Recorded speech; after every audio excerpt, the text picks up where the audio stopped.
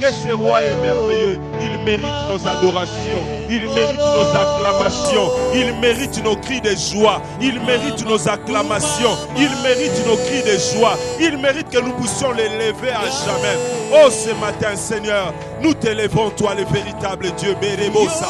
Nous t'élevons, toi, le Seigneur de gloire, le Dieu merveilleux. Mon âme te bénit. Mon âme te bénit. Mon âme te bénit, mon âme te bénit, mon âme te bénit.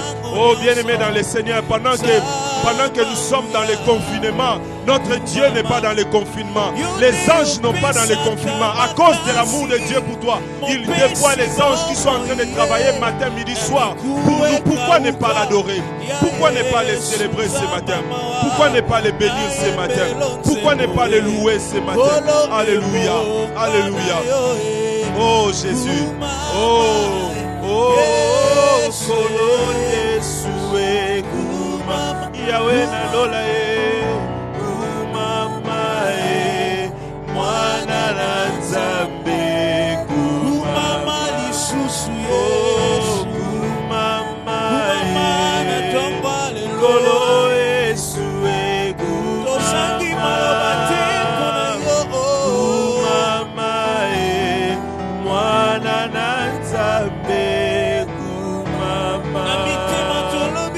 Alléluia. Est-ce que ça motema motomoko ezokumisa Nzambe na tongo alelo? Est-ce qu'il y a le cœur de quelqu'un ezokumisa Nzambe na tongo alelo? Oh, il mérite cela. Il mérite cela. Fais-le, il mérite cela.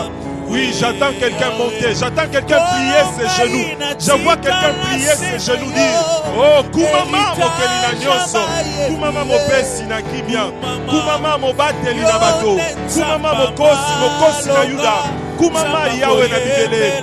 Alléluia, alléluia, alléluia.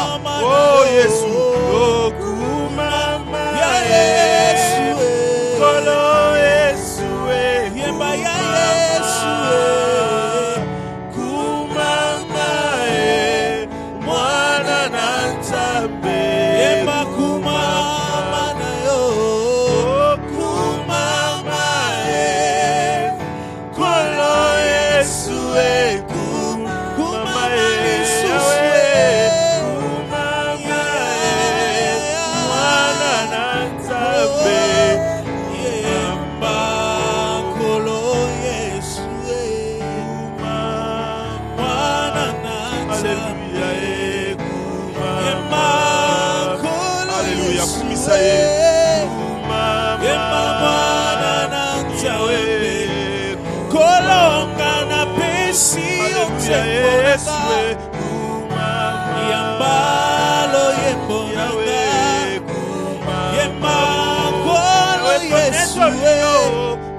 Oh,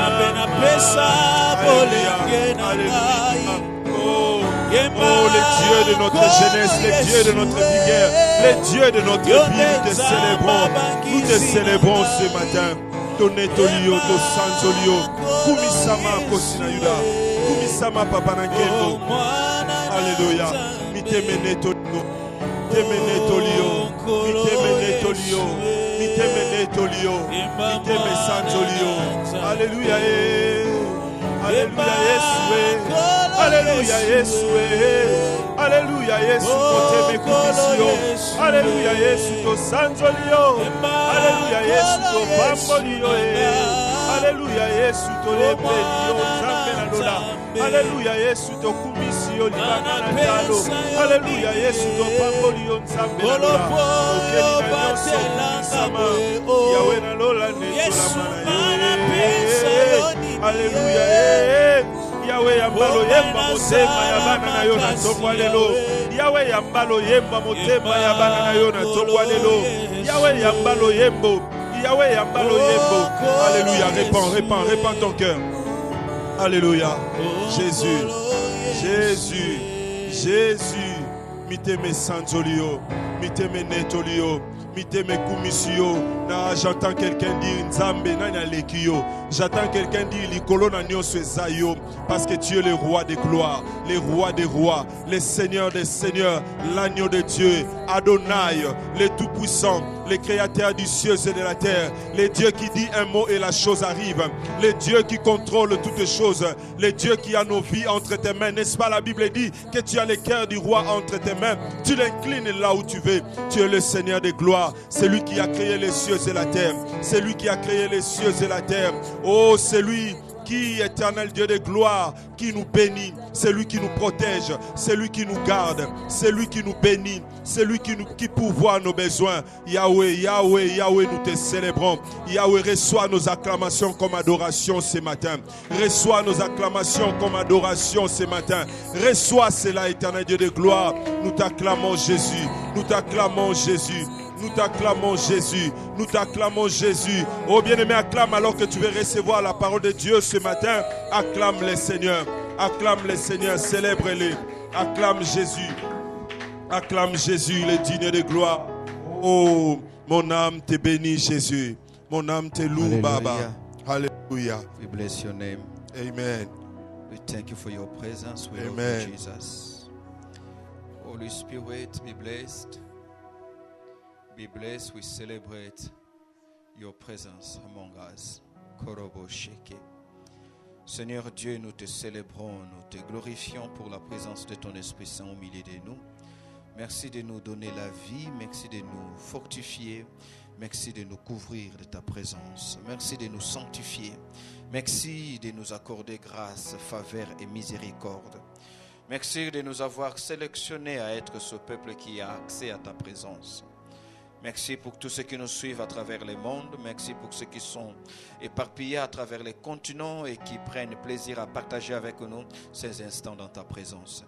Seigneur, nous ne sommes pas en train de suivre une vidéo, nous sommes en train de prendre part à un culte. Seigneur, nous ne sommes pas en train de protéger nos mégas, nous sommes en train de laisser nos cœurs être transformés par ta présence via les réseaux sociaux, mais aussi par la parole que tu nous donnes en cette matinée. Béni sois-tu au nom de Jésus pour la nation que tu nous donnes, la RDC. Merci pour la vie que tu nous donnes. Surtout, merci Seigneur de nous garder en vie. Merci de nous accorder la bonne santé, la sécurité et la faveur. En ton nom Jésus, nous avons ainsi prié. Amen. Alléluia. Que Dieu soit béni. Shalom de partout où vous nous suivez. Nous sommes très heureux de vous savoir nombreux en ces moments même à travers le monde. Vous êtes en Amérique, vous êtes aux États-Unis, vous êtes au Canada, vous êtes en Afrique du Sud, vous êtes à Mbujimaï, à Lubumbashi, vous êtes à Kinshasa. N'oubliez pas de nous dire à partir d'où est-ce que vous nous suivez. Ceci nous aidera de savoir que vous aussi, vous faites partie de la grande famille éparpillée à travers le monde. Vous savez avec moi, bien-aimés frères et sœurs, que l'un des avantages que nous avons aujourd'hui avec les nouvelles technologies, mais aussi avec ces tristement malheureux, tristement célèbres COVID-19, aujourd'hui nous pouvons communier bien que chacun étant chez soi. L'essentiel n'est pas que nous soyons dans une même pièce. L'essentiel pour nous, c'est que nous ayons un même dénominateur commun. Nous sommes comme dans un carrefour et ce carrefour a un nom. Il s'appelle Jésus. Amen. Parce que nous croyons en lui comme Seigneur, nous croyons en lui comme Sauveur. Nous sommes donc membres de cette grande famille des enfants de Dieu éparpillés à travers le temps et l'espace. Ce matin, nous sommes dans la joie. Nous sommes dans la joie de venir partager avec vous une pensée de Dieu. Cette pensée que nous commencerons aujourd'hui avec une certaine particularité parce que cette pensée coïncide avec une célébration qu'observent tous les chrétiens à travers le monde. Mais la pensée que nous allons commencer aujourd'hui, nous la poursuivrons la semaine prochaine, le mardi, mercredi, jeudi, vendredi, lors de ces séminaires que nous vous avons annoncés depuis la semaine passée, qui a pour thème la culture de la destinée nationale. La culture de la destinée nationale. Amen. Alléluia. Je parlerai ce matin comme un enseignant.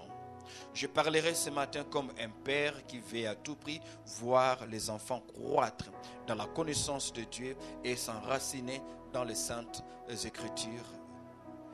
Amen. Ce matin, je parlerai comme un prophète pour vous annoncer ce que Dieu pense en ces temps-ci. Mais je vous parlerai aussi comme enseignant afin de nous asseoir dans ces choses qui sont d'une importance capitale pour notre vie en tant qu'individu, pour notre vie en tant que famille, pour notre vie en tant qu'Église, mais aussi pour notre vie en tant que nation. Amen. Sans plus tarder, si vous avez vos Bibles avec vous, là à la maison, vous allez prendre vos Bibles et ouvrir avec nous, lire avec nous deux passages qui sont certainement inscrits sur le bas de vos petits écrans. Nous sommes dans le livre de 2 Samuel chapitre 1er. Nous lirons du verset 19 au verset 25 et nous lirons aussi le passage de Luc chapitre 7, le verset 4 et le verset 5.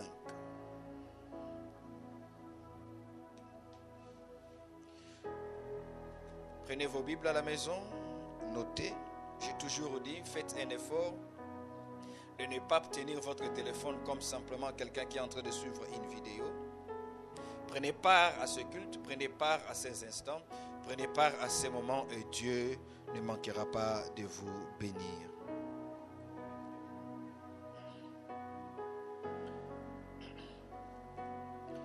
De Samuel chapitre 1er. Vous y êtes?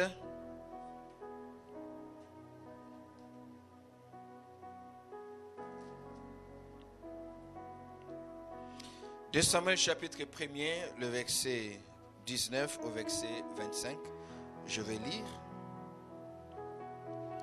Ton élite, Israël, a été transpercée sur le haut lieu. Comment des héros sont-ils tombés? Ne l'annoncez pas dans Gath. N'emportez pas la nouvelle dans les rues d'Ascalon. Ne portez pas la nouvelle dans les rues d'Ascalon, de peur que les filles des Philistins ne se réjouissent, de peur que les filles des incirconcis n'exultent. Montagne de Gibéa, qu'il n'y ait sur vous ni rosée ni pluie, ni champ riche en offrande, car c'est là qu'ils ont connu l'objection.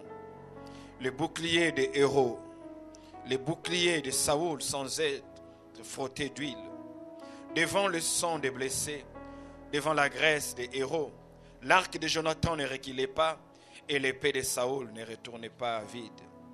Saoul et Jonathan, aimés, chéris pendant leur vie, n'ont pas été séparés dans leur mort. Ils étaient plus légers que des aigles et ils étaient plus forts que des lions. Filles d'Israël, pleurez sur Saoul, qui vous revêtait magnifiquement de cramoisis, qui mettait une parure d'or sur vos habits. Comment des héros sont-ils tombés au milieu du combat? Comment Jonathan a-t-il été transpercé sur tes oliers? Alléluia. Alléluia. Clamons pour la parole du Seigneur. Nous allons lire Luc chapitre 7.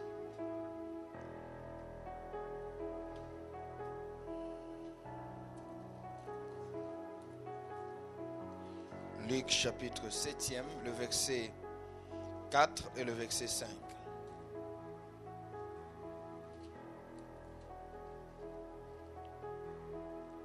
Ils arrivèrent auprès de Jésus et le supplièrent d'une manière pressante en disant: il est digne que tu lui accordes cela, car il aime notre nation et celui qui a bâti notre synagogue. Amen. La culture de la destinée nationale. Lorsque nous parlons de la culture de la destinée nationale, nous voulons parler de cette culture, cette perception des choses que nous devons développer, nous en tant qu'Église, nous en tant que frères et sœurs dans le Seigneur, nous en tant qu'individus, car il existe un lien entre ce que Dieu veut faire pour nous et ce que Dieu fait pour la cité dans laquelle nous sommes établis. Amen. Alléluia. 2 Samuel chapitre 1, le passage que nous venons de lire, le roi David est en train de faire son oraison funèbre. Alors que le roi Saoul venait de succomber dans le combat, au front, alors que le roi Saoul venait de mourir avec son fils Jonathan, David fera un discours funèbre, un discours qui ne traduit en rien ce que Saoul lui a fait subir durant sa vie, mais qui traduit plutôt l'image ou la perception que David avait de Saoul. Amen. Alléluia. Et laissez-moi vous dire, aujourd'hui, le monde entier, l'Église à travers le monde est en train de célébrer la Pâque. Une Pâque extraordinaire, une Pâque que nous célébrons loin de nos églises. La Pentecôte que nous célébrons loin de nos églises, que nous célébrons chacun dans son coin. Amen. Parce que nous sommes en plein confinement. Alléluia. Alléluia. Nous sommes en train de célébrer la Pentecôte. Si j'ai des 3 choses à dire sur la Pentecôte, avant de revenir sur le texte de David, j'aimerais dire une chose, que la Pentecôte est une des fêtes chrétiennes. Parmi les 3 fêtes que Dieu a recommandées à Israël d'observer chaque fois, chaque année, 3 fois, vous célébrerez Dieu pour la Pâque, vous célébrerez la Pentecôte et vous célébrerez la dernière des fêtes qui est la fête des tabernacles. Amen. Alléluia. Et la fête de la Pentecôte a été célébrée par Israël la toute première fois dans le désert. Et ce que j'aime avec cette fête célébrée, observée dans le désert, c'est que la fête a été célébrée dans le désert. Et lorsque Israël a célébré la fête de la Pentecôte, Israël n'était plus en Égypte, Israël était dans le désert et il était au mont Sinaï. La première célébration de la Pentecôte a donné naissance à une nation. Je vais revenir. La première célébration de la Pentecôte a donné naissance à une nation. Et lorsque Israël célébrait la fête de la moisson, lorsque Israël célébrait la fête de la conquête, lorsque Israël célébrait la fête de la moisson, c'est-à-dire 50 jours après la Pâque, la Pentecôte venait mettre fin à la période pascale. La Pâque a été la libération d'Israël. Les esclaves ne sont plus esclaves, ils sont libérés. Mais alors qu'Israël est dans le désert, alléluia, alléluia, alors qu'Israël venait de sortir de la Pâque, venait de sortir de l'esclavage d'Israël, Israël de l'Égypte, Israël célèbre la Pentecôte dans le désert alors qu'Israël se trouve à la montagne de Sinaï. Et là à Sinaï, Dieu ne donne pas à Israël le parler en langue seulement, mais Dieu consacre la naissance d'une nation. Amen. Alléluia. Alléluia. Alléluia. Alléluia. À la Pâque, un peuple est sorti. À la Pentecôte, une nation vient de naître. Le Dieu de la Bible est un Dieu des nations. Je disais, le Dieu de la Bible est un Dieu des nations. J'étais en train de dire à quelqu'un que le Dieu de la Bible n'est pas seulement le Dieu des individus, il est aussi le Dieu des nations. Quand Dieu observe les choses, il ne voit pas que les individus, Dieu voit aussi ce que les hommes sont dans la nation dans laquelle il les a établis. Amen. Donnez-moi 3 fois un amen. Et bien aimé, laissez-moi vous dire une chose. Nous ne devons pas tomber dans l'esprit de la célébration sans célébrer le contenu. Amen. Nous ne devons pas seulement célébrer un événement, parce que la Pentecôte, au-delà d'être un événement, la Pentecôte est un parcours. Alléluia. Alléluia. La Pentecôte est un parcours. Nous parcourons ce que nous avons été et ce que nous sommes devenus aujourd'hui. N'oubliez pas au jour de la Pentecôte dans Actes des Apôtres chapitre 2. Ceux qui ont fêté la Pentecôte dans les livres des Actes des Apôtres ont raté la Pentecôte. Ceux qui ont fêté la Pentecôte ont raté la Pentecôte, mais ceux qui n'ont pas fêté la Pentecôte, qui n'étant pas dans le temple, étant dans le lieu, dans la chambre haute, ce sont eux qui ont bénéficié de la véritable Pentecôte. Alors que ceux qui étaient à l'extérieur, voulant célébrer la Pentecôte, n'ont pas vu descendre le Saint-Esprit, n'ont pas été baptisés du Saint-Esprit. Pourquoi? Parce qu'il y a un groupe de personnes, 120 au total, qui n'ont pas eu l'occasion de fêter la Pentecôte avec le peuple dans les temples. Et ils étaient enfermés dans une chambre haute, depuis plus de 12 jours en train de prier. Alléluia. Alors qu'ils ont raté la célébration de la Pentecôte dans la cité de Jérusalem, ils ont été connectés à l'agenda de Dieu, parce que le Saint-Esprit est descendu ce jour-là, non pas dans le temple de Jérusalem, mais le Saint-Esprit est descendu dans la chambre haute. Bien-aimés frères et sœurs, laissez-moi vous dire une chose. La force du christianisme n'est pas dans le conformisme. La force du christianisme n'est pas dans la conformité. On peut être hors circuit pour avoir ce que Dieu veut pour nous aujourd'hui. Alléluia. Donne-moi un amen puissant. Donne-moi un amen puissant. C'est pour dire à quelqu'un, le fait que nous ne soyons pas dans nos temples habituels aujourd'hui, le fait que nous ne soyons pas réunis dans nos églises traditionnelles aujourd'hui, ne signifie pas que le programme de Dieu est bloqué. Les églises ils sont confinées, sont fermées, mais l'agenda de Dieu n'est pas confiné, l'agenda de Dieu n'est pas fermé. Ce que Dieu a décidé de faire, il va le faire. Peu importe où nous sommes. L'important n'est pas où nous sommes, l'important c'est ce que nous sommes. Alléluia. C'est-à-dire la disposition de notre cœur est plus importante que la position de nos pieds. On peut ne pas être dans la chambre, dans le temple de Jérusalem, mais avoir ce que Jérusalem n'a pas, mais que Jérusalem va célébrer après. Alléluia. Je parle ici à une génération d'hommes et de femmes qui sont devenus tellement spirituels qu'ils ont compris que l'esprit n'a pas de limite, que l'esprit n'est pas lié au temps, l'esprit n'est pas lié à l'espace, car l'esprit est universel. Donne-moi un amen. Donne-moi un amen. Je suis venu dire à quelqu'un qu'il est possible pour toi de recevoir la plus grande bénédiction que tu n'as jamais reçue à l'église. Car en réalité, Dieu ne te bénit pas à cause de l'église. Dieu te bénit parce que tu es dans sa présence. Si ce matin tu es dans la présence de Dieu, lève ta main droite, dis avec moi, je suis dans la présence de Dieu. Comment dis avec moi, je suis dans la présence de Dieu. L'église ne contient pas la présence de Dieu.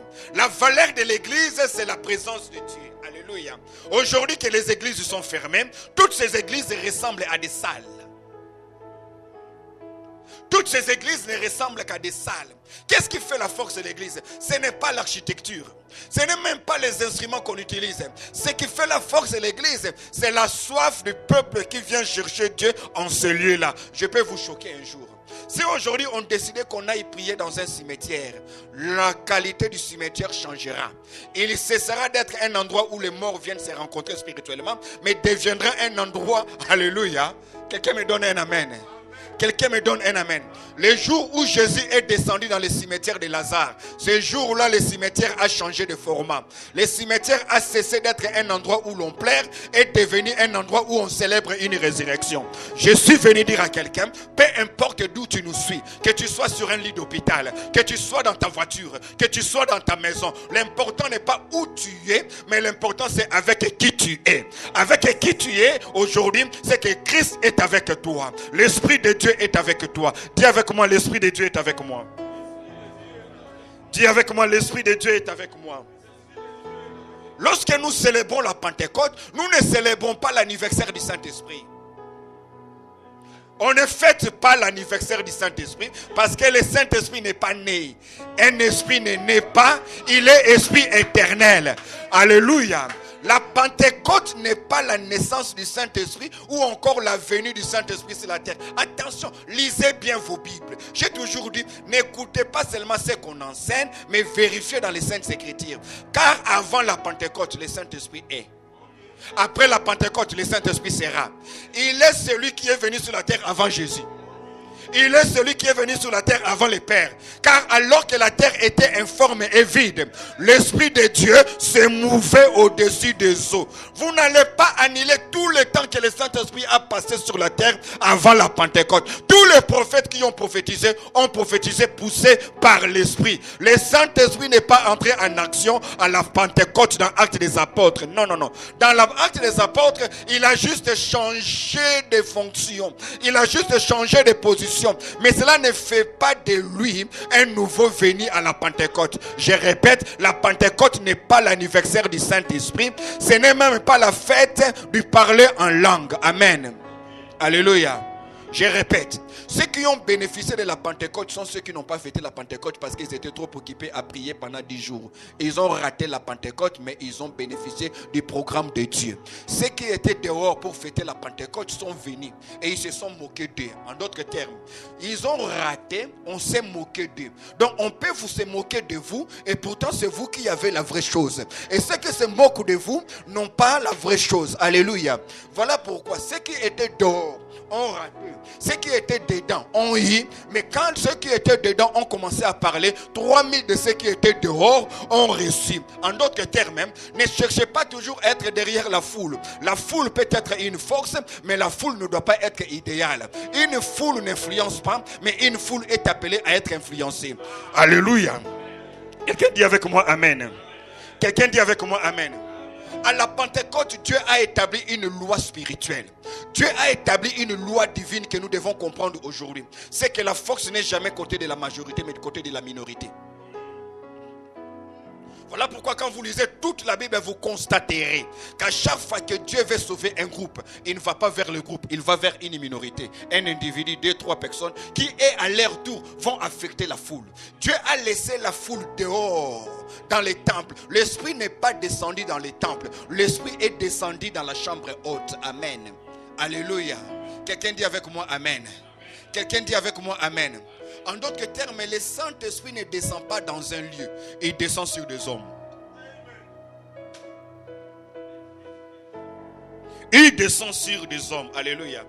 Et là où vous êtes, s'il y a un homme, je peux vous prévenir que le Saint-Esprit est en train de descendre. Mais la différence, c'est quoi? C'est que quand je dis que le Saint-Esprit va descendre, il faudrait que quelqu'un me comprenne. Il ne va pas descendre pour entrer nouvellement en toi. Car le Saint-Esprit n'est pas comme un nomade qui entre, qui sort, qui entre. Non. Il a déjà été en vous le jour où vous avez reçu Jésus comme Seigneur et Sauveur.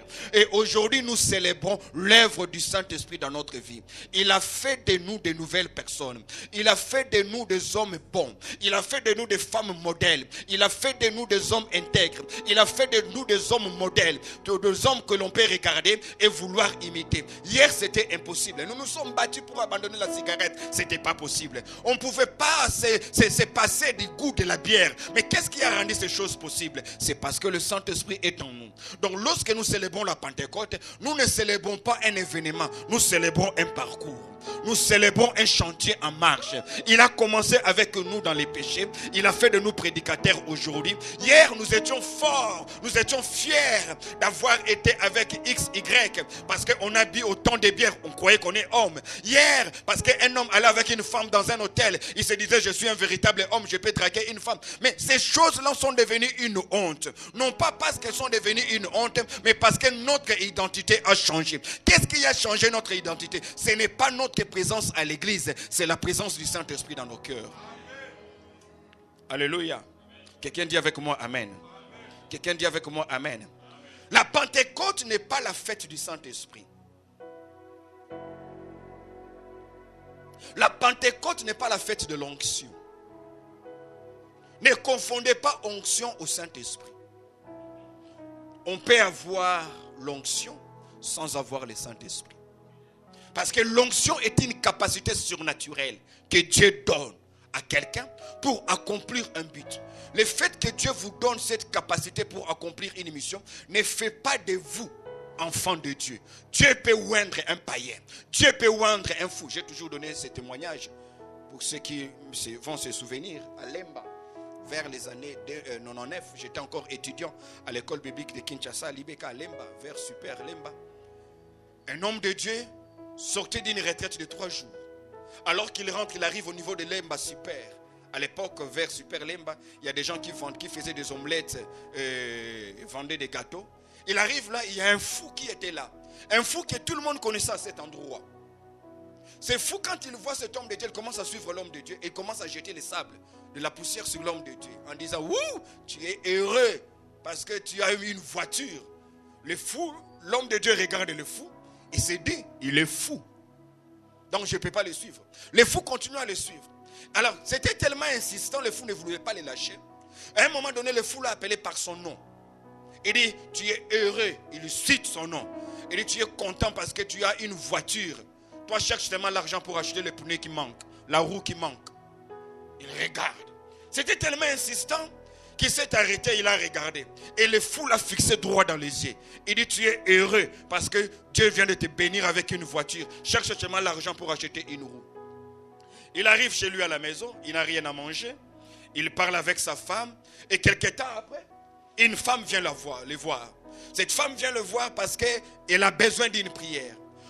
L'homme de Dieu va faire cette prière et le lendemain matin la femme va revenir pour dire, Dieu nous a exaucés. La prière que tu as faite, homme de Dieu, a été exaucée par le Seigneur. Et nous nous sommes dit, nous n'avons pas quoi vous offrir, mais nous avons décidé de vous donner une offrande. Nous avons une voiture BMW série 3. Dieu nous a dit de vous la donner. Mais seulement je n'ai pas pu venir avec parce que depuis qu'un des mécaniciens était parti avec une roue, il n'est jamais revenu, ça fait 3 mois. Donc la voiture est là, mais il manque juste une roue. Et cette voiture n'avait pas de pneus de réserve. Donc il faut chercher une jante et une roue pour venir la récupérer et venir avec. Bien aimé, l'homme de Dieu s'est mis à trembler, à transpirer. Et la dame lui pose la question, pasteur, pourquoi vous tremblez? Il dit, ce n'est pas possible. Tout ce que vous êtes en train de dire, un fou me l'a annoncé. Je vous pose la question, est-ce que le fou a le Saint-Esprit? Non, non. Le fou a reçu l'onction, sa capacité surnaturelle pour annoncer quelque chose qui doit venir. C'est comme ça que dans la Bible, vous lirez dans le livre de Nombres, chapitre 22 et même chapitre 23, que Dieu a oint Inanès de Balaam pour pouvoir parler. Inanès ne parlait pas. Mais quand est-ce qu'Inanès a parlé? C'est parce que l'ânesse a reçu l'onction. Amen. C'est la même chose qui arrive. Comment pouvez-vous expliquer un poisson peut prendre quelqu'un pendant 3 jours et aller le vomir dans la direction où Dieu l'envoie? Un poisson ne parle pas. Mais qu'est-ce qui a fait que le poisson qui a avalé Jonas obéisse à la directive de Dieu? C'est parce que le poisson a reçu l'onction. Alléluia. L'onction d'avaler Jonas et d'aller le jeter par après. Qu'est-ce qui fait que, alléluia, qu'est-ce qui fait que la tunique de Paul puisse guérir les malades, la de Pierre? C'est parce que cette tunique a reçu l'onction. Dieu peut donner l'onction sur une table. Donc ne confondez pas l'onction à la personne du Saint-Esprit. Voilà pourquoi l'église ne doit pas seulement avoir l'onction, mais l'église doit se rassurer avoir aussi le Saint-Esprit. Amen. Alléluia. Donne-moi un amen. Donne-moi un amen. Donne-moi très fort un amen. Quand Dieu donne l'onction, c'est pour une mission. Quand Dieu donne le Saint-Esprit, c'est pour la communion. Le désir de bâtir une intimité avec le Saint-Esprit doit être plus grand que la soif de l'onction.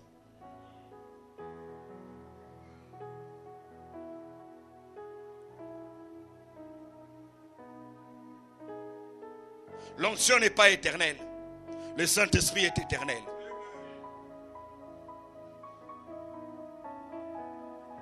L'onction n'est pas indispensable. Le Saint-Esprit, lui, est indispensable. Alléluia. Suis-je en train de parler à quelqu'un? Nous célébrons une vie, nous célébrons une destinée, nous célébrons un parcours, nous célébrons une personne. Alléluia. Il n'est pas né, il a été avant la Pentecôte. Oui, le Saint-Esprit a été avant la Pentecôte. Est-ce que tu peux le répéter avec moi? Le Saint-Esprit a été avant la Pentecôte. Ce n'est pas la fête du Saint-Esprit. C'est injuste de penser au Saint-Esprit parce que c'est la Pentecôte et de l'oublier avant les jours et après les jours. Non, non, non. Il est éternel. Alléluia. Il est éternel. C'est par lui que Jésus a fait le ministère. C'est par lui que les prophètes ont prophétisé. C'est par lui que Moïse a réussi à conduire le peuple parce qu'il est l'Esprit de Dieu. Amen. Et à Sinaï, lorsque les enfants d'Israël étaient à Sinaï, pour célébrer la Pentecôte, parce que la Pentecôte signifie 50e. Pentecôte, c'est le 50e jour après 7 jours de Shabbat. Voilà pourquoi le peuple d'Israël appelle cela Shavuot. C'est-à-dire 7 sabbats. Un sabbat 7 fois. Et le jour qui suit, c'est le 50e jour. C'est le jour de la Pentecôte. Mais il y a une autre dimension qu'il faut saisir dans la Pentecôte. Pentecôte en tant que 50e célèbre aussi la moisson. Alléluia. C'est-à-dire dans le désert ici au mont Sinaï, Dieu fait comprendre à Israël que vous êtes entrés dans la saison de la moisson.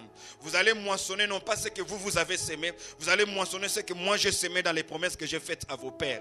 Donc lorsque nous disons que nous sommes le peuple de la Pentecôte, nous sommes le peuple de la moisson. Or on ne peut être un peuple de la moisson que celui qui comprend comment fonctionne la moisson. La moisson sera toujours proportionnelle à la sémence. Nous croyons au miracle, mais nous croyons aussi aux résultats. Nous croyons au miracle, mais nous croyons aussi aux conséquences. Nous ne croyons pas que tout tombe du ciel. Nous croyons que certaines choses sortent de la terre. Nous sommes le peuple qui regarde vers le ciel, mais nous sommes aussi le peuple qui regarde de la terre. Parce que nous savons que Dieu fera descendre la pluie du ciel, mais la sémence ne viendra pas du ciel, la sémence poussera de la terre. Donc nous plaçons la sémence dans la terre et nous demandons à Dieu la pluie. On ne peut pas demander à Dieu et la pluie et les pains. Dieu ne donne que la pluie, mais nous donnons à la terre la sémence. Alléluia. Nous sommes un peuple éveillé. Dis avec moi, nous sommes un peuple révélé. Nous sommes un peuple éveillé. Nous sommes un peuple qui comprend.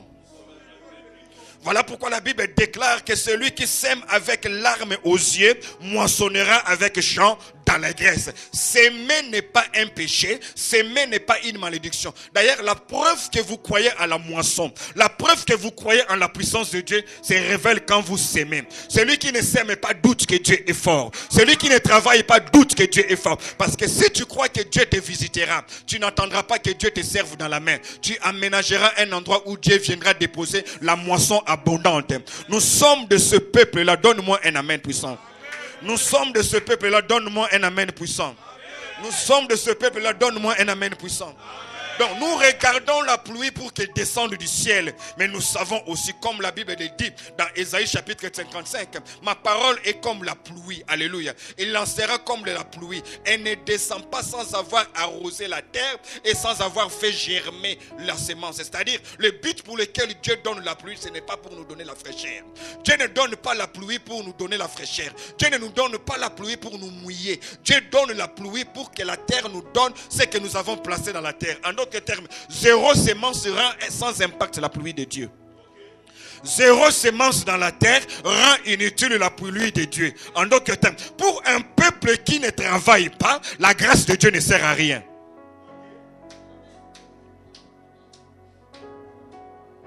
Pour un peuple qui ne bosse pas, la grâce de Dieu ne sert à rien. Car la grâce ne vient que multiplier ce que vous avez fait. La bonté de Dieu consiste à rendre plus grands vos petites œuvres. Or, zéro œuvre plus miracle égale à zéro. Suis-je en train de parler à quelqu'un? Suis-je en train de parler à quelqu'un? Suis-je en train de parler à quelqu'un? Voilà pourquoi Jésus disait, allez, faites de toutes les nations mes disciples. La Pentecôte n'a pas été donnée pour que les gens viennent vers nous. La Pentecôte a été donnée pour que nous allions vers les gens. Allez, faites de toutes les nations. Voilà pourquoi quand les apôtres priaient en langue dans Actes des Apôtres chapitre 2, on les entendait prier en toutes les langues. Alléluia. En fait, la Pentecôte est venue réparer ce que la tour de Babel a détruit. Ce que la tour de Babel a détruit, la Pentecôte est venue rétablir. Qu'est-ce qui est venu rétablir? Parce que la pensée de Dieu, ce n'est pas l'individu. La pensée de Dieu, c'est toujours le corps. La pensée de Dieu, c'est toujours la vision du groupe. Alléluia. Les niveaux spirituels les plus élevés que vous atteignez dans votre vie se révèlent dans votre capacité à penser au groupe avant de penser à l'individu. Amen. Donnez-moi un amen. Donnez-moi un amen. C'est ce qui fait que David, au lieu de pleurer celui qui a toujours voulu le tuer, il pleure un roi. Amen. Que Dieu nous donne la sagesse, que Dieu nous donne l'intelligence, que Dieu nous donne la force de comprendre ces choses. David pleure parce que Jonathan est mort, parce que Saoul est mort. Alors que si David était partie de nos églises aujourd'hui, si pendant que David était membre de nos églises aujourd'hui, quand on te dit que celui qui a voulu toujours te tuer, Saoul, est mort, qu'est-ce que tu diras? Dieu m'a vengé. Alléluia. Heureusement que Dieu n'est pas influencé par nos prières. Oui, on peut prier pour la mort de quelqu'un, Dieu ne va pas le tuer. En fait, la personne n'a pas que de la haine pour vous. Il y a aussi un programme de Dieu pour la personne.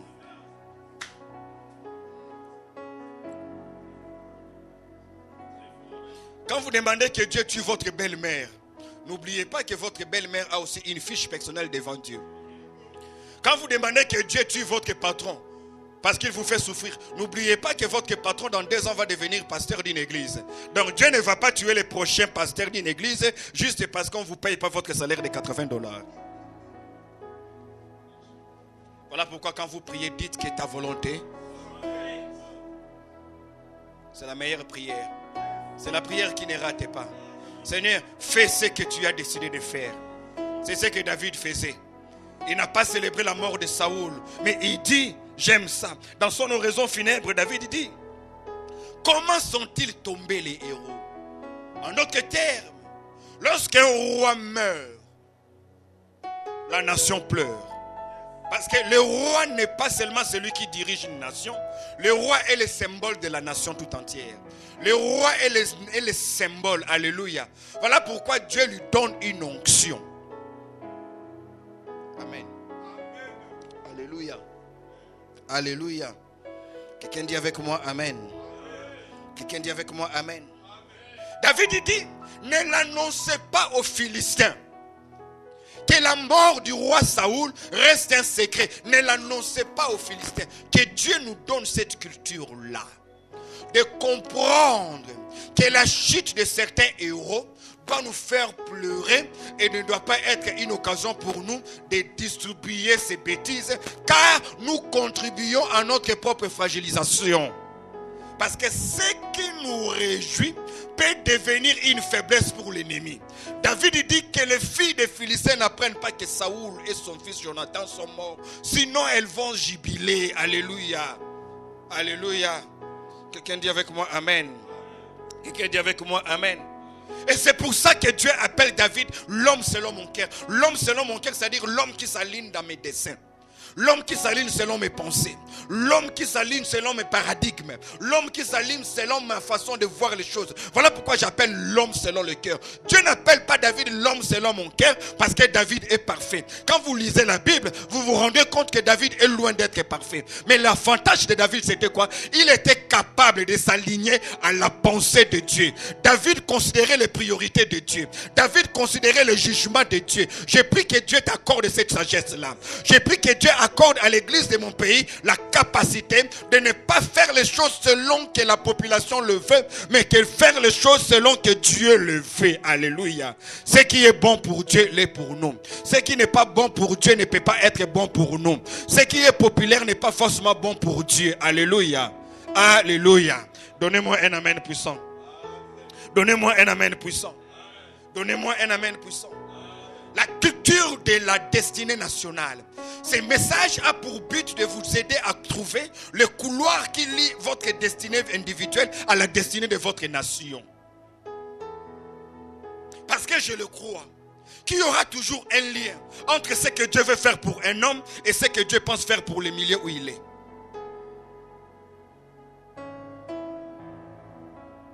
Parce que je le crois.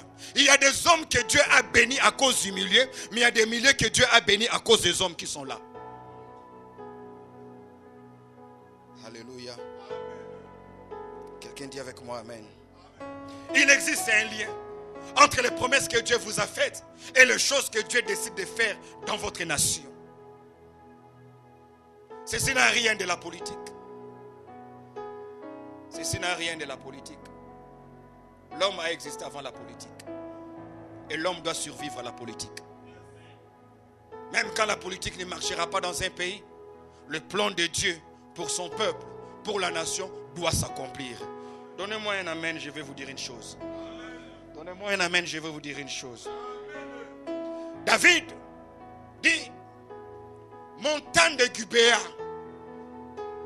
qu'aucun fruit ne pousse, que tu sois maudit. Pourquoi? Qu'est-ce que la montagne a fait? La montagne n'a rien fait. Juste le fait que Saoul et Jonathan puissent tomber là. David dit, tu es maudit.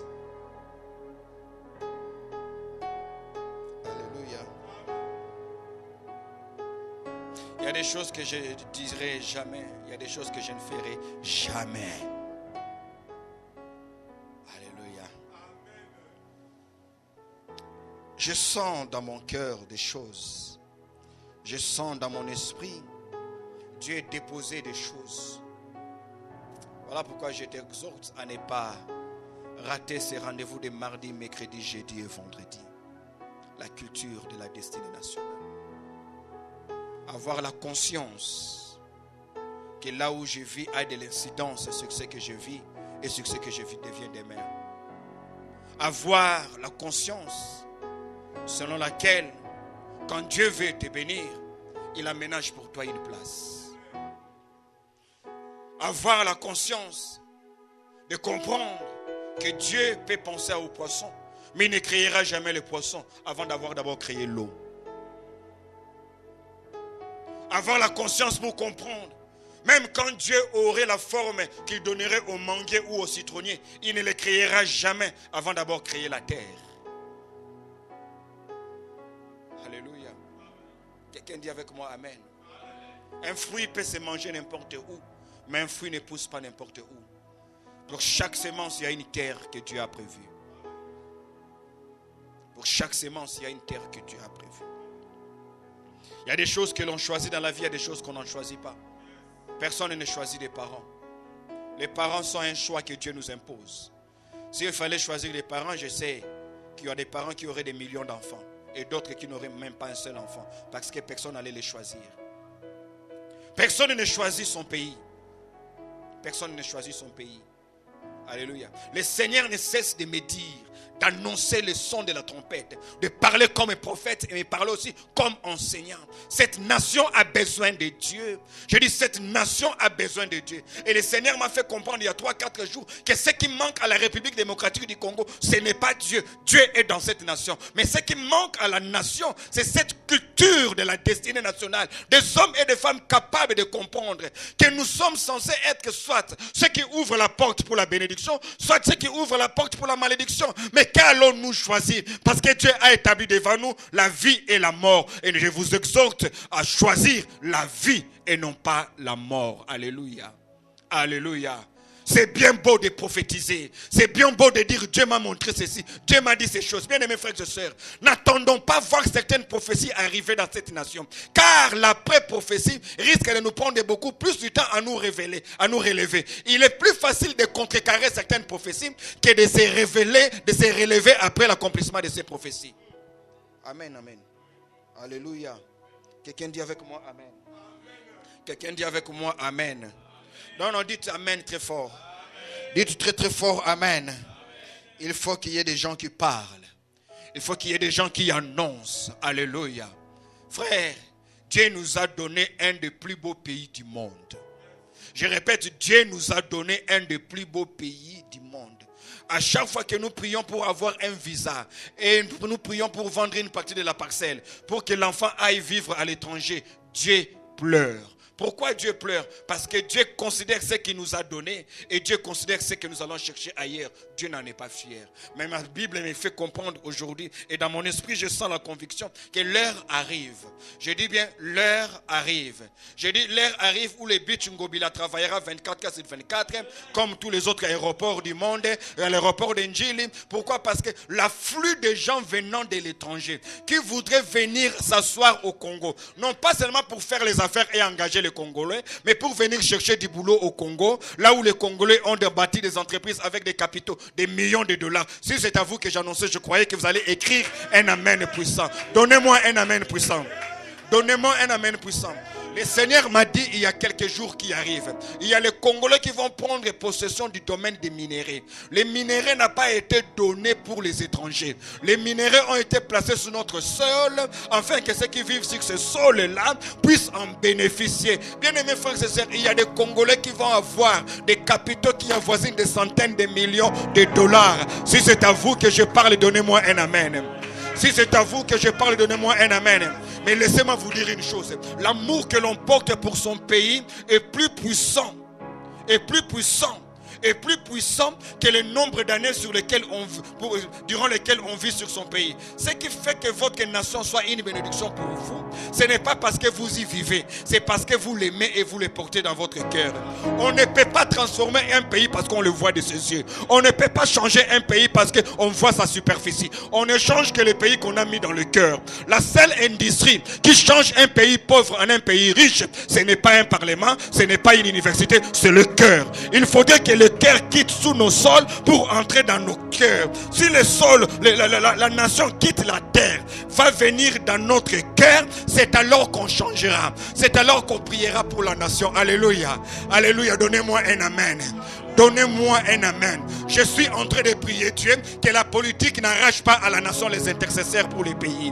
Je prie que Dieu, que les débats politiques n'empêchent pas aux frères et sœurs de prier pour la nation à cause de colorations politiques. La destinée de notre nation est plus puissante que les discours politiciens. La destinée de notre nation est plus puissante que les programmes des politiciens. Nous ne sommes pas venus au Congo. Nous ne sommes pas venus au monde pour voir ce que les politiciens pensent. Nous sommes venus pour vivre les cahiers de charges que Dieu avait conçu bien avant même que la table ronde ne se tienne. Donnez-moi un amen. Donnez-moi un amen. Le fait que vous soyez né au Congo n'est pas un hasard. Ce n'est pas le souhait d'un homme, c'est Dieu qui l'a voulu ainsi.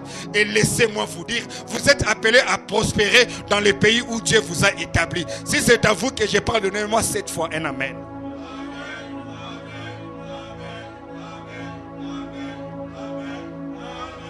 Alléluia. Alléluia. Il y a un lien qui existe entre votre destinée et la destinée de votre nation. Dieu est le Dieu de la nation. J'introduis. Dieu est le Dieu de la nation. Amen. Il y a des gens dont la vie ne décolle pas parce qu'ils ne pensent qu'à eux seuls. Toutes les fois que Dieu a appelé un individu dans la Bible, derrière l'appel de cet individu se cache le plan de Dieu pour la nation. Dieu n'appelle pas un homme pour l'enrichir, non. Dieu n'appelle pas un homme pour le rendre célèbre, non. Dieu n'est pas un promoteur de célébrité.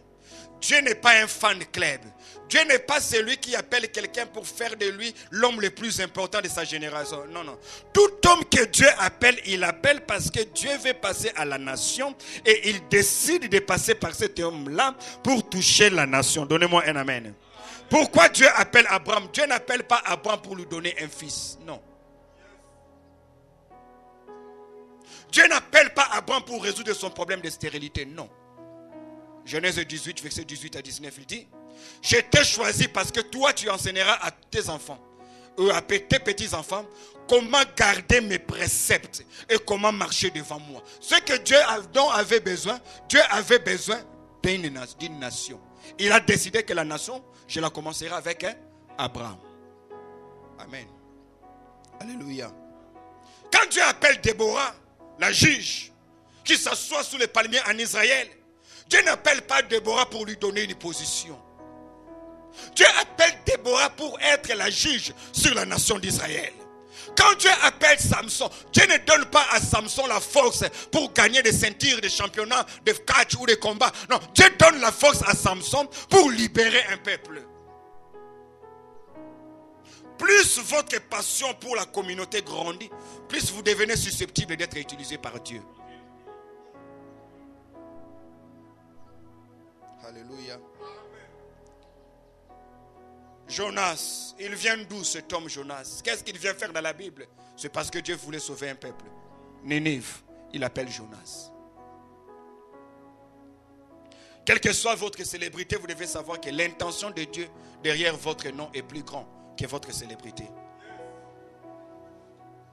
Suis-je en train de parler à quelqu'un? Suis-je en train de parler à quelqu'un? Quand Dieu appelle David, David l'homme selon mon cœur. Mais pourquoi est-ce que Dieu appelle David? Dieu n'appelle pas David parce qu'il a besoin d'un homme. Dieu appelle David parce qu'il veut sauver sa nation.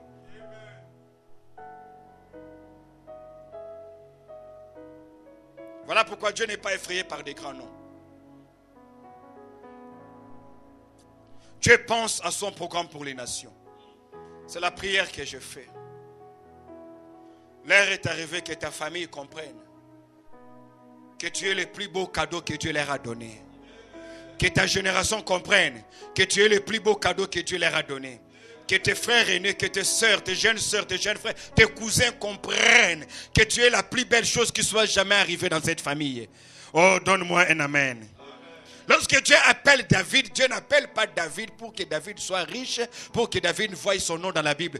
Le nom de David entre dans la Bible parce que Dieu a un programme avec une nation qui s'appelle Israël. Amen.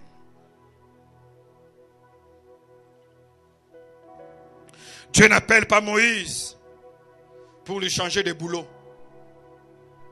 Dieu appelle Moïse parce que Dieu a le projet de sortir son peuple. Quelqu'un me donne un amen.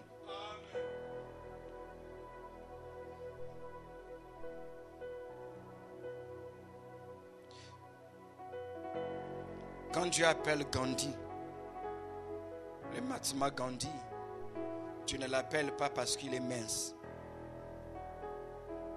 Dieu l'appelle parce qu'il veut sauver une nation.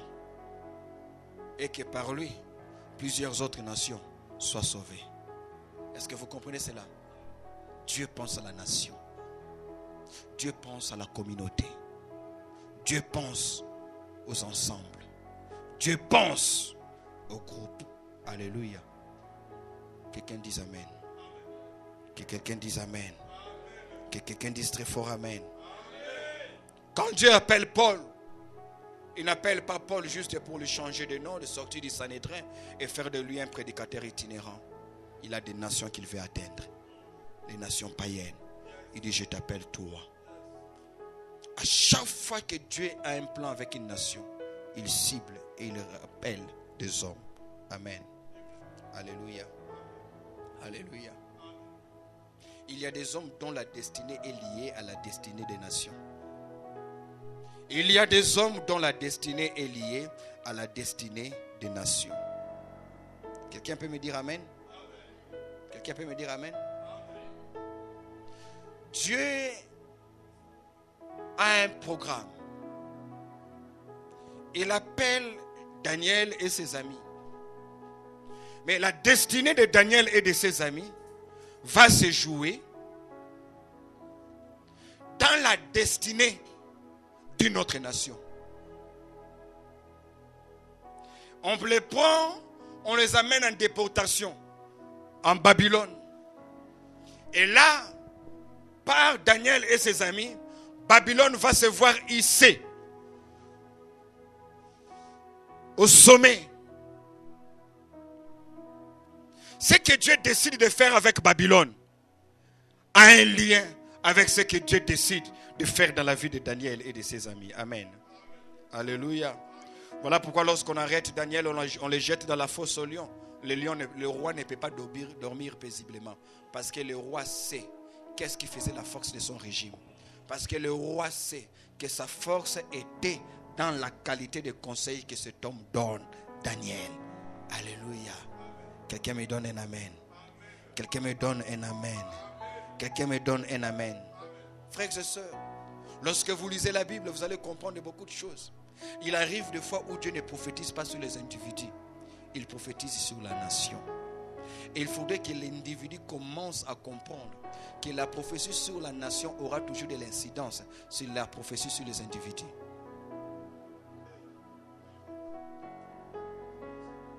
Quand Israël sortait de l'Égypte, alors qu'il était dans le désert pour avancer vers la terre promise, frère, Dieu n'a pas donné une prophétie à quelqu'un d'entre eux pour dire que quand tu seras à terre promise, tu seras riche, tu seras ceci.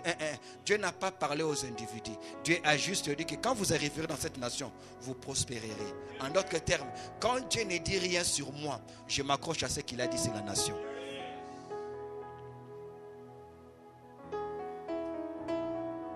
Une nation intelligente spirituellement, c'est la nation qui s'engage dans la prière de combat, non pas parce qu'elle a fait de mauvais songes, mais parce qu'il y a des mauvais messages sur la nation.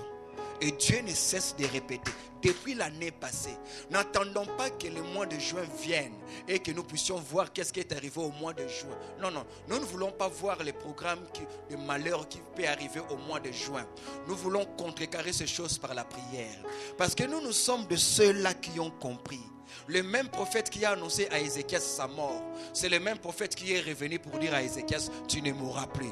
Qu'est-ce qui a changé? Ce n'est pas que le prophète s'était trompé, c'est parce que Ézéchias s'était tourné face contre mur. Il a prié Dieu et Dieu a dit, je ne te tuerai pas. C'est la prière que je suis en train de faire.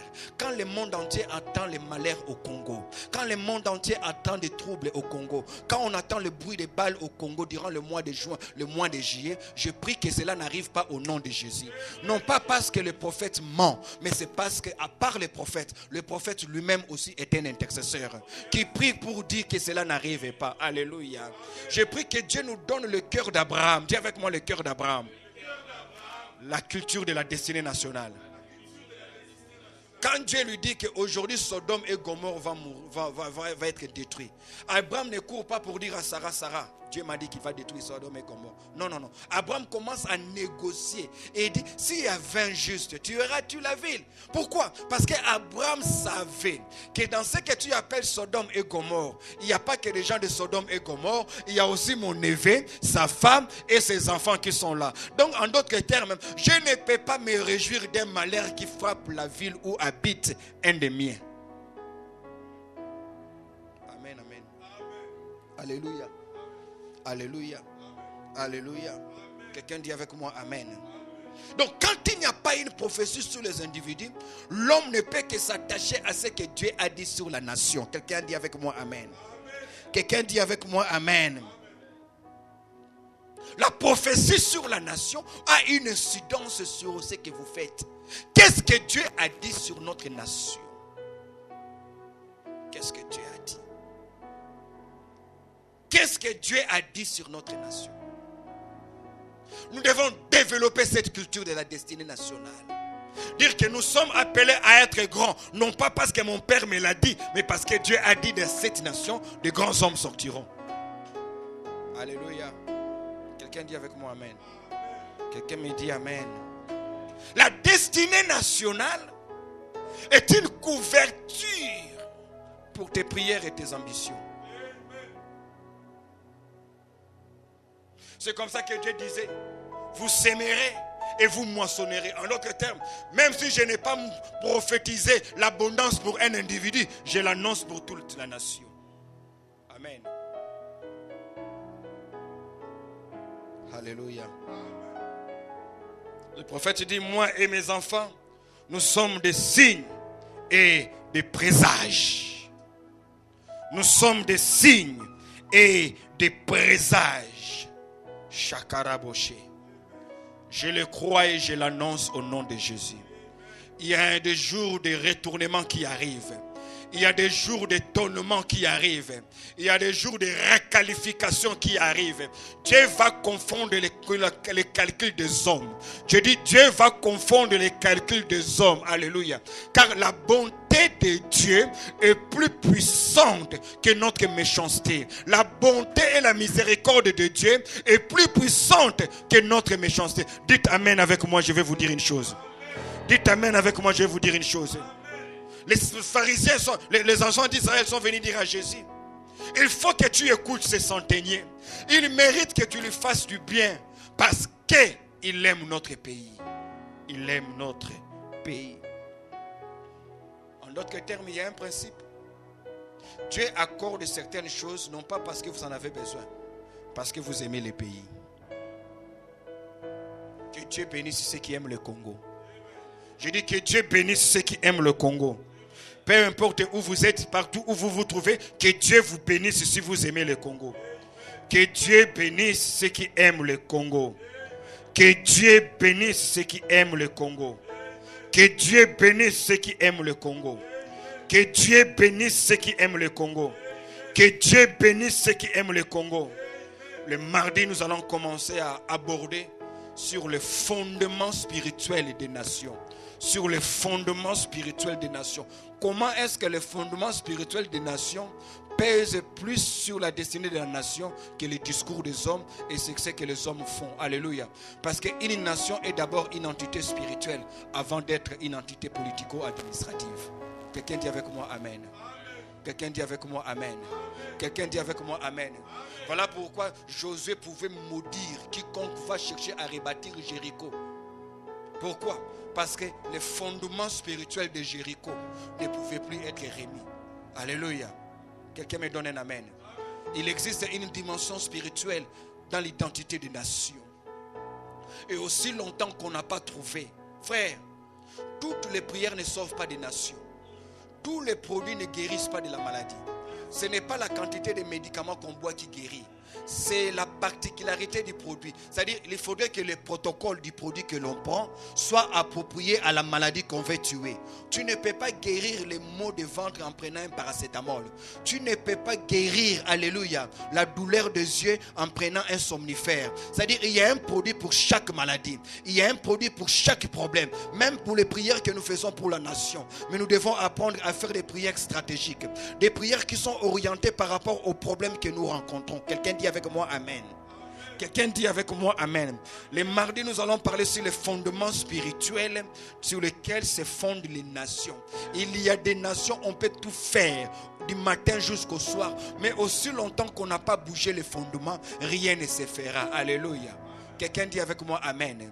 Et vous devez savoir qu'en ce qui concerne les destinées des nations, ce qui vous effraie n'est pas toujours ce qui vous combat. Il y a des choses qui semblent attirer votre attention, mais les problèmes ne se trouvent pas à ce niveau-là. Les problèmes se trouvent ailleurs. Quelqu'un me donne un amen. Quelqu'un me donne un amen. Est-ce que quelqu'un peut-il me donner un amen? Est-ce que quelqu'un peut-il me donner un amen?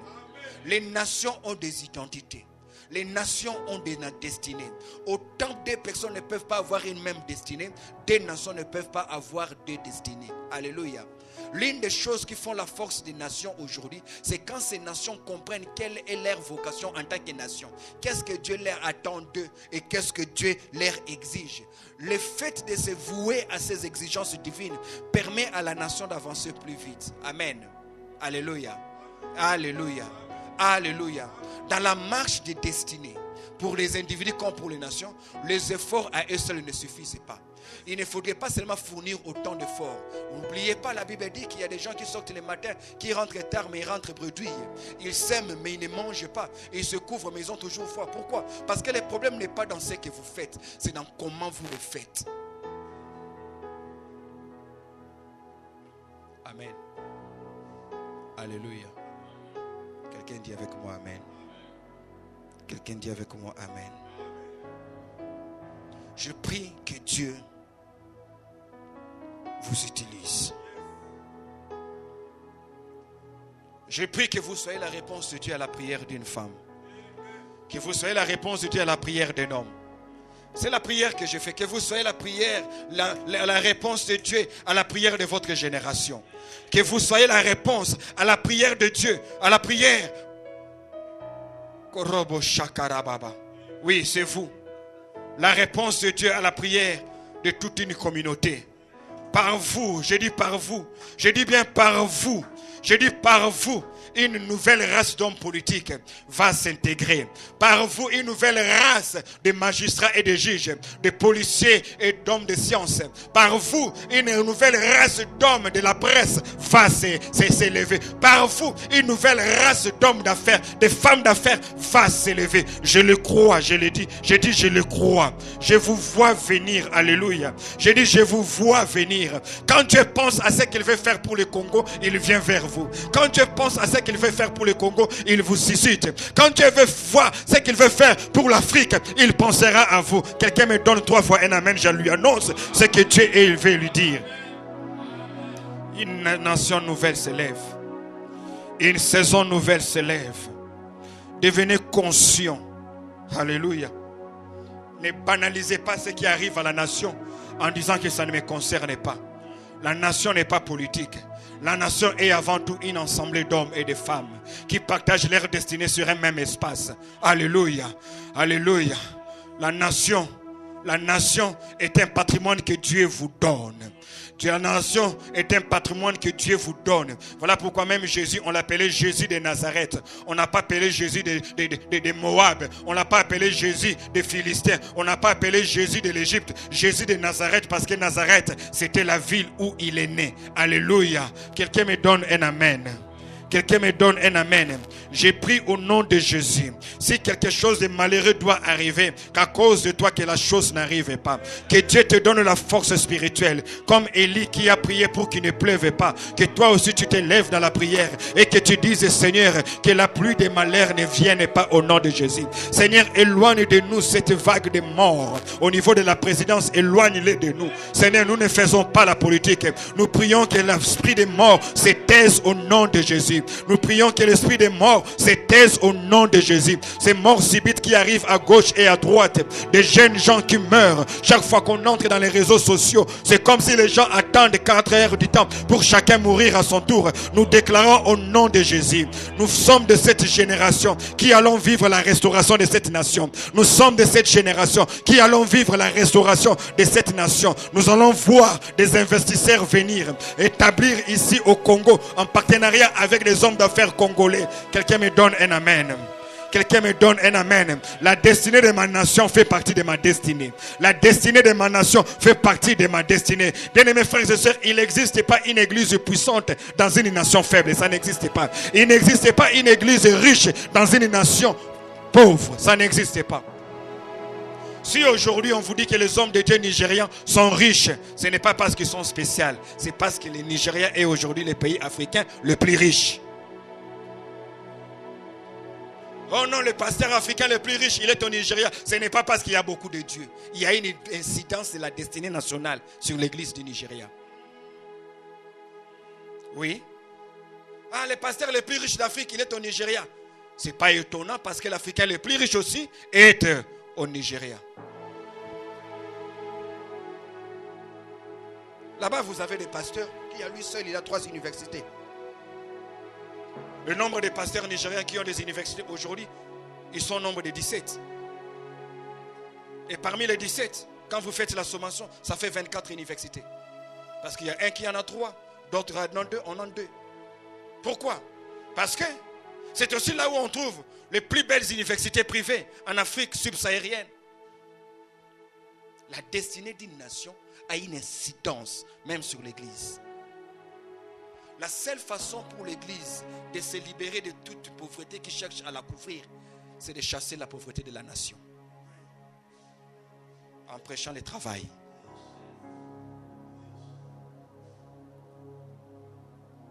Ayez cette culture-là. Je dis, ayez cette culture-là. La nation peut être l'endroit de votre incubation, là où Dieu vous garde pour placer en vous des valeurs dont l'église aura besoin. On ne peut pas avoir des prédicateurs intelligents dans une nation où l'intelligence est diabolisée.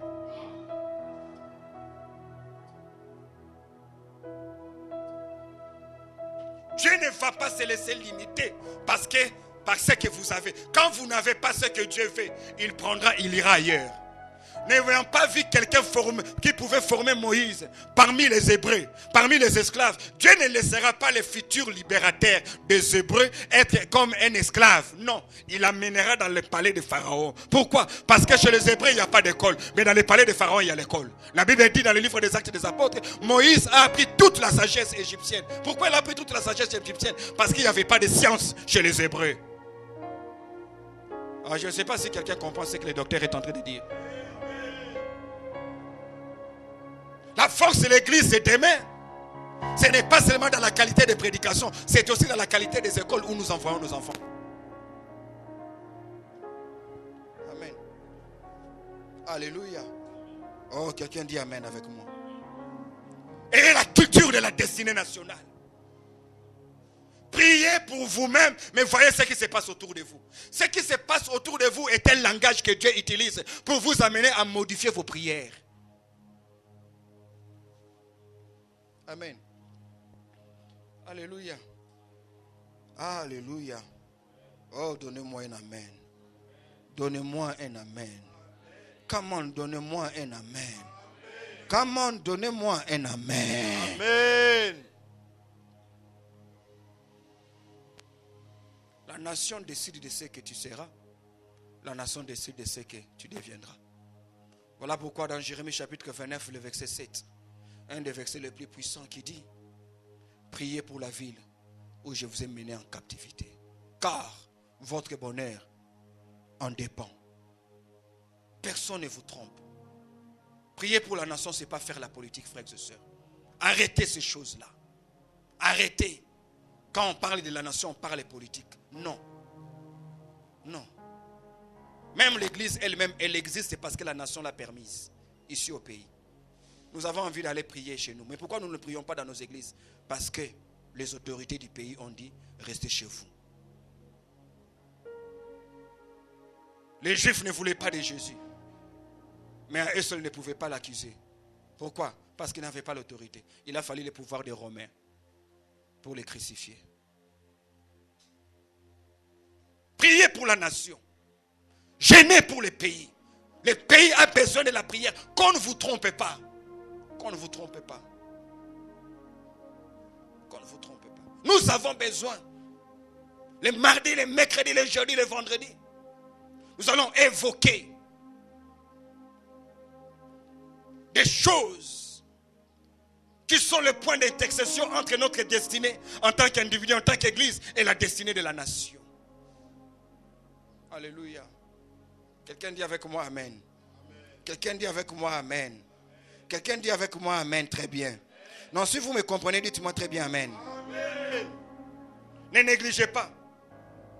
Quand vous dites pas, vous faites la politique. Non, non. Prier pour la nation est un devoir. Prier pour les autorités est une obligation à la fois civique et biblique. Dieu n'est pas dans la politique, mais le patriotisme est divin. Priez pour votre nation. Priez. Priez pour votre nation. Priez. N'ayez pas que les dons de guérison. Priez aussi que vous ayez des bons hôpitaux. N'ayez pas que des paroles de connaissance. Priez aussi que vous ayez des bons centres de recherche. Ne priez pas que vous ayez seulement des prophètes. Priez aussi que vous ayez des bonnes entreprises de presse qui vous disent la vérité. Alléluia. Alléluia. Je vois la destinée de la nation congolaise grande. Même quand un prophète ne le dira pas, la situation géographique accuse que nous sommes appelés à être une nation charnière. Alléluia. Alléluia. Ah, quelqu'un me donne un amen. Quelqu'un me donne un amen. Je suis en train de voir cette nation s'élever par l'esprit du travail. Je dis, je suis en train de voir les gens courir après le culte. Au lieu de rentrer à la maison, ils vont travailler. Je suis en train de voir le culte de la semaine ne plus commencer à 15h parce qu'à 15h, il n'y a personne à l'église. Ça commence à 19h parce que tout le monde vient d'abord du travail. On commence le culte de 19h à 21h. C'est ce que je suis en train de voir. Donnez-moi un amen même si vous ne croyez pas. Même si vous ne croyez pas, donnez-moi un amen. Je suis en train de voir. Alléluia. Je disais, je suis en train de voir quelqu'un s'asseoir devant sa table en train de déjeuner. Tout ce qu'il a sur sa table vient du Congo. Mayonnaise, ça vient du Congo. Beurre, ça vient du Congo. Le pain, le blé, ça vient du Congo. Cure-dent, ça vient du Congo. Saucisse, ça vient du Congo. La tasse qu'il utilise, ça vient du Congo. La chaise sur laquelle il s'assoit, ça vient du Congo. Si on lui pose la question, pourquoi vous le faites ça? Parce que Dieu nous a tout donné. Alléluia. Alléluia. Que Dieu vous bénisse. N'oubliez pas, mardi, mercredi, jeudi, vendredi, notez-les, c'est votre agenda. Nous allons naviguer dans la profondeur de la parole de Dieu, dans la profondeur de la révélation. Nous allons voir les fondements spirituels des nations.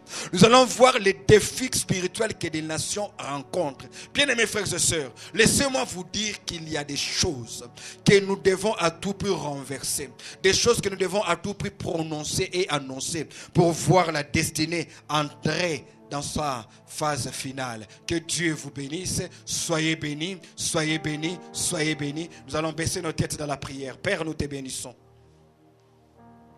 Nous te célébrons pour la vie, pour cette nation, le Congo. Au nom de Jésus.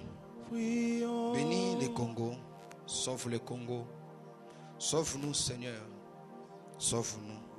Tu nous as fait échapper, Seigneur, du danger lors des élections.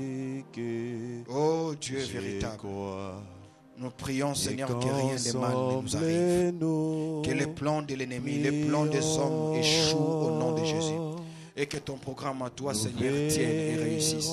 Bénis mes frères et mes sœurs éparpillés à travers le monde. Seigneur, bénis ces bien-aimés frères et sœurs qui prient avec nous maintenant. Merci de garder le chef de l'État. Merci de protéger ton chef de l'État. Seigneur, nous ne prions pas pour lui parce que nous sommes de son parti politique. Nous prions pour lui parce que nous croyons que tout pouvoir vient de toi. Seigneur, nous prions pour lui parce que c'est notre devoir. Tu nous as demandé de prier pour le roi. Seigneur, nous prions que tu lui accordes de sagesse, intelligence et force. Seigneur, laisse qu'il soit entouré, Seigneur, de ta grâce. Seigneur, donne-lui la capacité de discerner ce qui est bon et ce qui n'est pas bon. Seigneur, Dieu de gloire, qu'il ne soit pas esclave de ce que le peuple veut, mais qu'il soit esclave de ce qui est bon pour le peuple. Au nom puissant de Jésus. Seigneur, laisse-le être entouré de bonnes personnes. Seigneur, pas seulement des personnes qui peuvent lui dire des choses, mais aussi des personnes qui peuvent se taire et parler en sa faveur devant toi et parler en faveur de la nation. Au nom puissant de Jésus. Seigneur Dieu de gloire, nous sommes fatigués de vivre dans la honte. Nous sommes fatigués de vivre dans l'humiliation. Nous sommes fatigués d'être chosifiés. Nous sommes fatigués, Seigneur, de faire des prières pour avoir un morceau de pain. Oh Dieu puissant, Dieu de gloire, nous voulons être de ce peuple qui donne aux autres nations. Nous voulons être de ce peuple qui prête aux nations. Nous voulons être de ce peuple, Seigneur, qui vit la bonté et la grâce de Dieu. Au nom de Jésus. J'ai pris, Seigneur, pour notre séminaire qui commence le mardi. Oh Dieu tout-puissant, Dieu de gloire, étends ta main, Seigneur, va mobiliser un grand nombre de personnes et qu'au travers de ces séminaires, que la nation soit bénie. Au nom puissant de Jésus. Au nom puissant de Jésus. Au nom puissant de Jésus, bénis l'église du Congo. Soutiens tous tes serviteurs et servantes éparpillés à travers la République et ceux qui sont dans la diaspora. Au nom de Jésus, bénis notre armée, bénis notre police. Bénis, Seigneur, notre système judiciaire. La Bible déclare que la justice élève une nation. Oui, Seigneur, nous savons que c'est la justice qui élève une nation. Nous prions que notre droit soit calqué sur les traces d'une justice qui élève la nation. Bénis, Seigneur, nos ennemis. En ton nom, nous avons prié. Donne-nous la santé divine. Donne-nous la force et la prospérité. Ainsi nous avons prié. Amen. Oh oui.